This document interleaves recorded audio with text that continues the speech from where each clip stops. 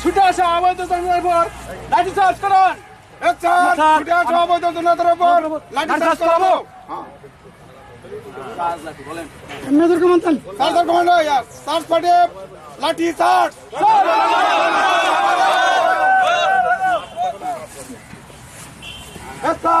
আপনারা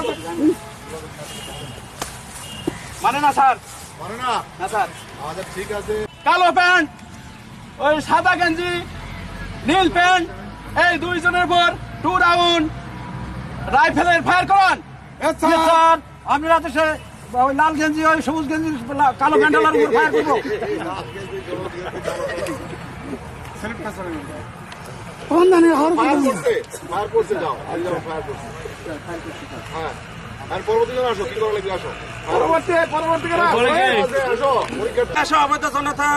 উপরে লাল শার্ট এবং হলুদ গেঞ্জি যে দুটা লাশ আছে, এটা ট্রেসারে করে নিয়ে আসতে হবে। আপনারা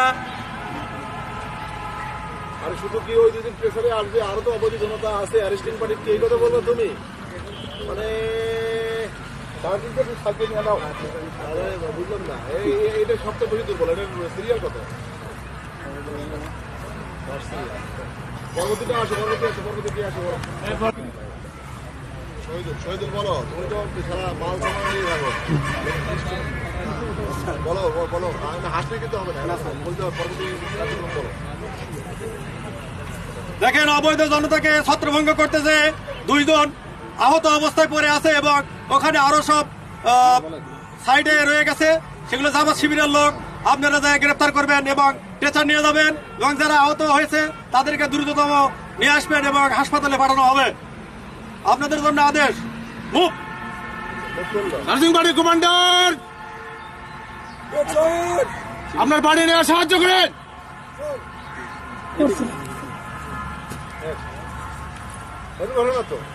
রিপোর্ট দেন এখন, কি নিয়ে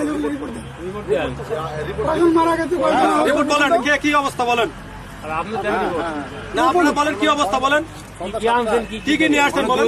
2টা আহত লোক পাওয়া গেছে, 2টা রামদা পাওয়া গেছে, আর 5 জনকে অ্যারেস্ট করা হয়েছে। স্যার, আমি গ্যাস পার্টির কমান্ডার, আপনার আদেশে 6 রাউন্ড গ্যাস সেলের ফায়ার করছি, 2 স্পিড গ্রেনেড থ্রো করছি। একটা কোম্পানি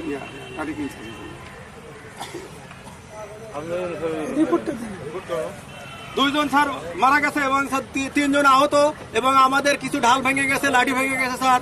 আমরা আহতদেরকে সদর হাসপাতালে প্রেরণ করেছি স্যার। নেক্সট হারুল বাসা বলো বলো, নেক্সট কি রিপোর্টটা করো। রিপোর্টটা ভালো হয়, পুরো রিপোর্ট করো, পুরো রিপোর্ট, কি ঘটনা, কি হয়েছে না হয়েছে পুরো রিপোর্ট। এই দিক দেখাও, এখানে খবর আমরা এসপি সাহেবের কাছে রিপোর্ট পুরোটা করো, কি ঘটনা হচ্ছে।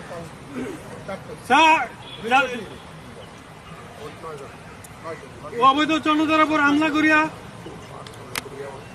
তোমাকে নির্দেশ দেওয়া হয়েছিল এরকম কতিপয় জামাত শিবিরের লোকজন আলিয়া হাসান মুজাহিদের ফাঁসির প্রতিবাদে তারা 2 নম্বর গেটে জমায়েত হয় এবং তারা খুবই উত্তেজিত ছিল। তারা সরকারি সম্পদ ভাঙচুর এবং নাশকতা করার জন্য তারা পুলিশ লাইন থেকে আগে আসতেছিল। আপনার হুকুমে সেখানে আমরা যাই, তাদেরকে নিবৃত্ত করার চেষ্টা করি।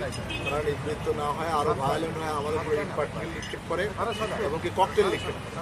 তখন তাদের পরে প্রথমে কি করা হয়, আমরা কি করো, ইয়াতে করো, ওরকম করলে তো হবে না। তো আমি তো অর্ধেক বলেই দিলাম, এই পরবর্তী জন আসো, হাবিলদারদের চলবে না, যাও রিপোর্টটা করো সুন্দরভাবে। রিপোর্টে তো শেখা লাগবে, রিপোর্ট কথাই বলতে পারো না, এটা ইয়াতে এটা হাবিলদার শিখাবা তুমি, ইয়াতে করলে হবে নাকি?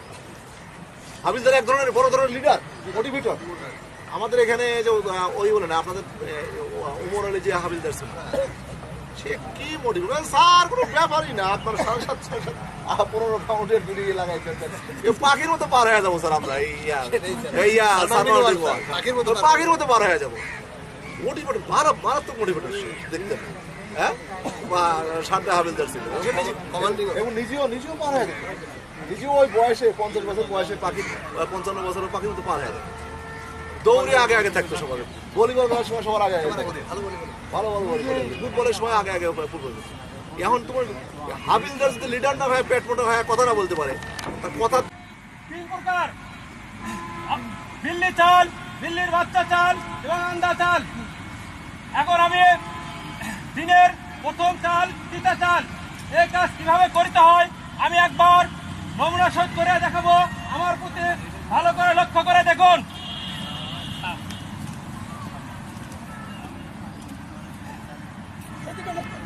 আমাদের বুক করে দেখাও। ইনক্লাইন হয়ে করবা। আমার জন্য আদেশ, তিতা চাল পজিশন রেডি, অ্যাডভান্স।